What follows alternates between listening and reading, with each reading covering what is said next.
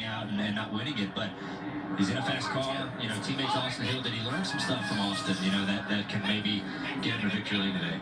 Austin Hill, pole sitter for the 5th time in his career, takes the outside lane. It's race day at Talladega Super Speedway.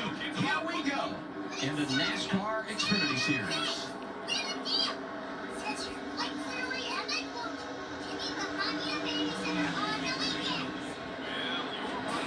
Better connection on the top. Custer got a really good start, was able to get the 21 out there. Now they kind of even out, you know, and you see kind of the first 5 lanes are separated from 6 on back, so be curious to see if that momentum, you know, from that 6 row on back on the outside today take a chance early to get 3 wide, and looks like they're going to. They're ready to race. It's good.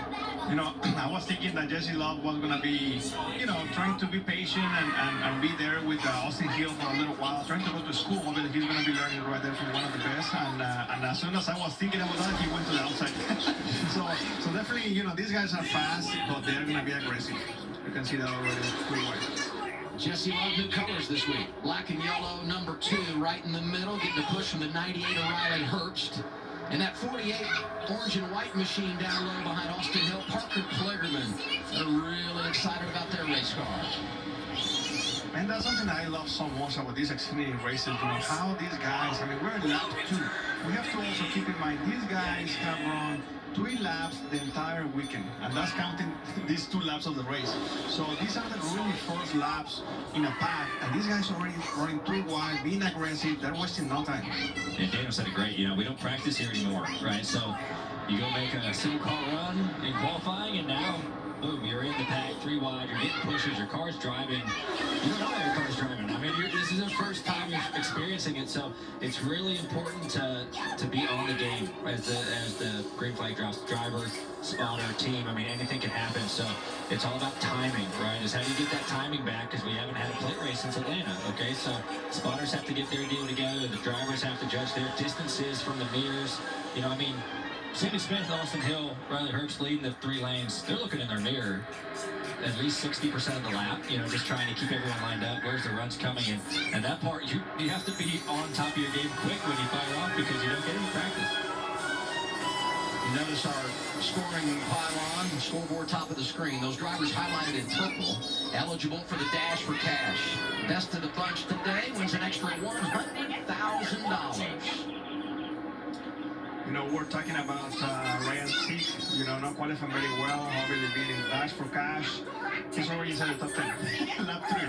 So there's going to be a lot of moving parts. These guys are being aggressive. You can already see the outside lane being very, very well organized. You have a lot of fast cars in the top lane. Obviously, the first 2 RCR cars, clearly they were the fastest 2 cars in qualifying, and seems like the outside line is already making progress. 24th to 8th for Sieg. Allmendinger on the move as well, qualified outside the top 10, but he's 4th in line in that outside lane. Driving the 16 for college, won here in 2022. This is the Bennett Transportation on-board camera. Austin Hill looking back at his young teammate Jesse Love. And it seems like it's kind of a reoccurring trend with these RCR cars.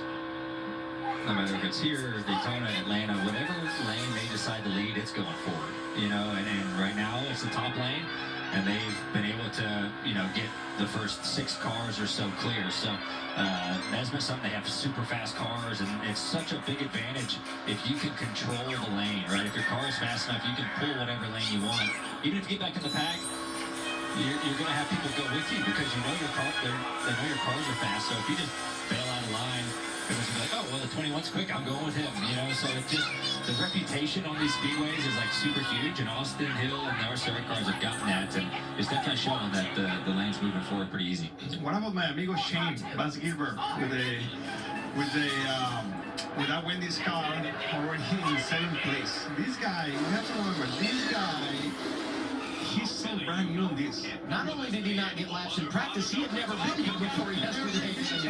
He has effect on our similar kind of racing, but it's still different. And I mean, I'm just impressed how quick he's learning. I already knew he was a very talented race car driver, but how quick he's learning these cars, the Cup cars. I mean, he's going to be in the Cup car with us tomorrow. So it's been quite impressive, and I'm really looking forward to see how he continues to develop and continue to grow in the Xfinity Series and in the Cup Series in these holes. He's a three-time Supercar champion, 34 years old for Auckland, New Zealand, but he has gravitated to NASCAR and doing great things. Won his first Cup start last summer at Chicago on the streets, running full-time in the Xfinity Series this year, and you see it with our Wendy's onboard camera. He's getting with it in that outside lane. I feel like all of New Zealand can fit inside this racetrack. I wonder what he thought when he drove in here. Like, man, this is big. Let's go to Josh on the race leader. Yeah, let's get an update on Austin Hill. When you look at the numbers, he's got 6 wins on drafting tracks. When he struggled at Talladega, and when I talked to Andy Street, the crew chief on the 21, he told me it's not a matter of them doing anything wrong at Talladega, the reason they've struggled. He said the races just haven't played out in their favor in the past, but there's nothing they need to change. And as of this race right now, Austin Hill said everything is good with the car right now. He just wants to know if the 2 behind him, his teammate Jesse Love, needs him to do anything different in terms of leading and what the 2 needs from behind them. Everyone going to school in this opening stage, figuring out what they need for later on. It's the 14th straight time on a drafting track that Austin Hill has been out front, and that ties the all-time record. He's led all 6 so far. Here's one.